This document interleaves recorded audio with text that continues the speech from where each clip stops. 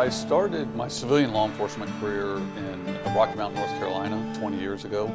I worked narcotics for almost 8 years. About 5, 6 years ago, I became the chief of police in the town of Нэшville. That's got me intrigued. What I'm used to from a police perspective is people don't want to engage in conversation or they turn around and walk the other way.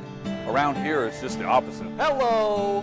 People say hi and they want to know how your day is. Not a problem. Yes, sir. Small towns have that charm that I really think help a lot. Thank you very much. Thank you. Have a good one. The opioid epidemic here in Nash County has hit us pretty hard. It's swept in here pretty rapidly and it has affected a lot of people. Nashville is not a hub for distribution of heroin, but we have users here, obviously.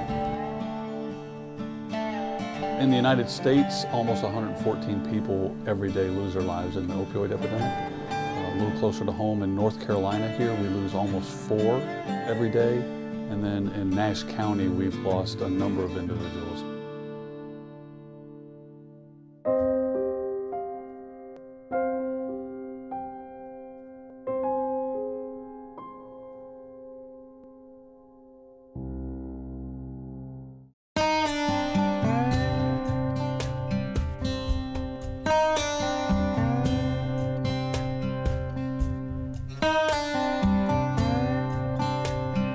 Ladies and gentlemen, please welcome Chief Bashor. In case you haven't heard of the HOPE Initiative, in a nutshell, it is an angel program that allows individuals that have a substance use disorder to come down to our police department. If they have any drugs or paraphernalia on them at any time, I tell them, turn it over to me. I'm not going to ask you any questions, and we do not charge them with a crime. And we take them in and get them on the path to recovery. My job as a narcotics officer was that if you were in possession of a drug and I caught you, I'd put you in jail. And I thought at that time, and still up until I came to Нэшville, that that was the function of the police. That was my job. When I took them to jail, I thought that I wouldn't see them again because they were getting the help that they needed. This program is a little different approach, obviously, that police are now starting to realize they need to take with individuals that have a relapsing brain disease, and it's chronic. So rather than try to pass the buck and allow somebody else to help those individuals, the police are now doing that.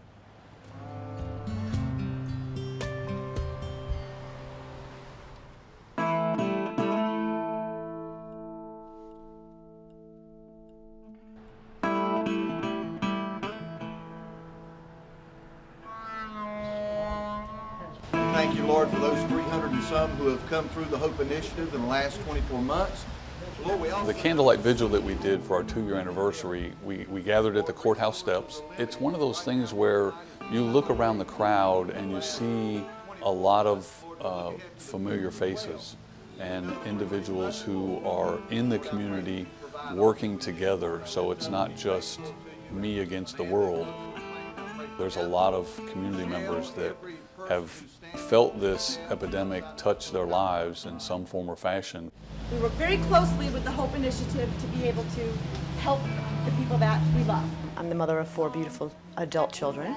3 of them are working toward recovery. I don't want my kids to die from this. I have friends, other mothers, that have lost children to this disease. They're my worst fear. I don't want to be that mom. I just wanted to let you know that Ashley couldn't make it this evening, but she just wanted me to extend thank you to the program. She's thriving in recovery.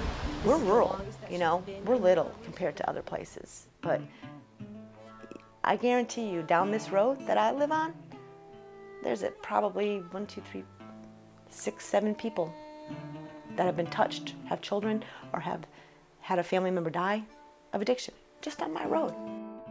We light these candles for our loved ones that are thriving in recovery, for loved ones that are still lost, for loved ones that have passed.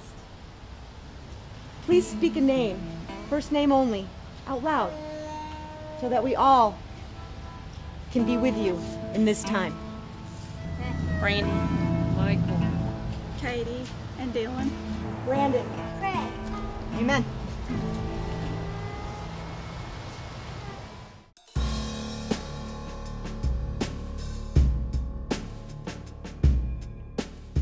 What led you here today? I'm just tired of life. I'm ready to start over. Christina came into the Nashville Police Department with her mother one afternoon, and she was obviously needing detox. My biggest fear is getting the phone call that she's OD'd, that I'll be making arrangements for her funeral. That's my biggest fear. When an individual that has a substance use disorder wants to seek help, many times it's a very confusing process to get that help. They come into the Nashville Police Department at any time, 7 days a week, 24 hours a day, and ask for our assistance. And so what we do is a short intake with them to determine what their drug of choice is, to find out a little bit about the history of their use, and then we take them to the hospital. So tell me what drugs you're using. Mostly Roxy's. Starting in January, got real bad. Using heroin and coke and some meth. It's a very hands-on, person-centered approach to things. It would be easy just to drop them off at the hospital and say, there's the door, go inside and someone will help you. What do you know about this program? I don't really know a lot. Mom told me some. It's a voluntary program when individuals come through the HOPE initiative, and so we let them know right up front that we're not holding them against their will. It really is up to them to see the process through, but we'll be there to help them as they go through that process. What we're going to be discussing with you is what you want to do after detox. Long-term treatment, residential treatment is one aspect that we recommend. Absolutely. And so, I don't know, I mean, I'll ask you this question, how long are you willing to go for? As long as I need to. Okay. Brain science says that it takes a minimum of 90 to 120 days, 3 to 4 months, for your brain to start to function the way it did pre-use. Right. You're not going to be able to do it in 30 days. In order for you to get to a point in your life where you're in a good long-term sustained recovery of 80+% being successful, it takes 5 years. So this is going to be something you're going to struggle with for a while, but every day is going to get better for you, okay? And all the things that you have lost will come back, okay?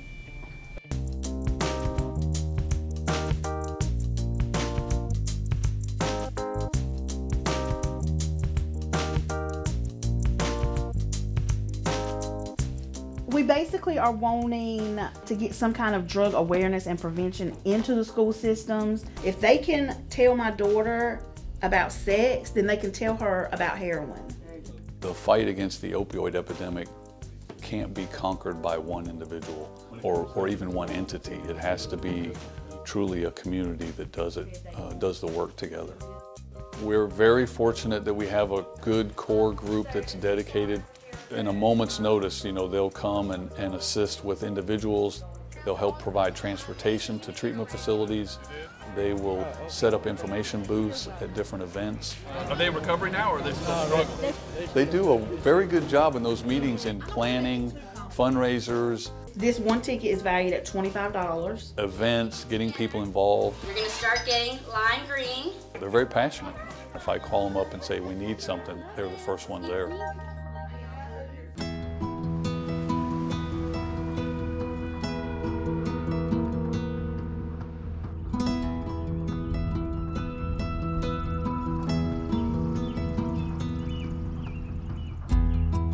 Of the 360 now that have come through our program, I know that 5 have died. I've been to 2 funerals myself. What I think about is that if the program hadn't started 2 years ago, how many more that would be.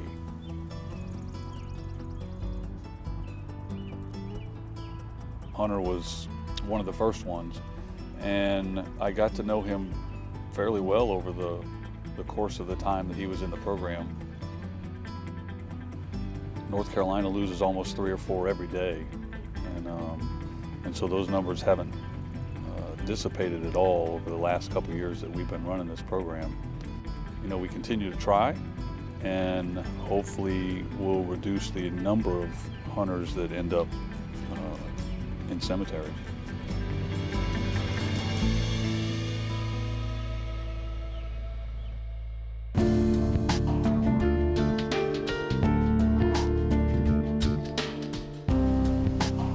Hello, Nashville Police Department. Hey, how are you?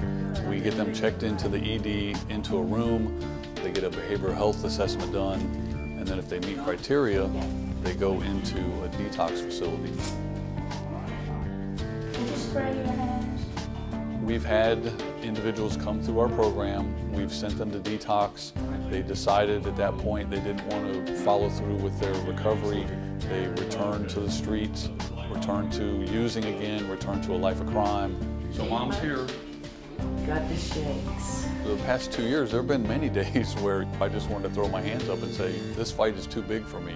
But then the sun comes up the next day and somebody else calls and asks for help, and it's very hard for me to say no. That's part of it, ain't it? Yeah.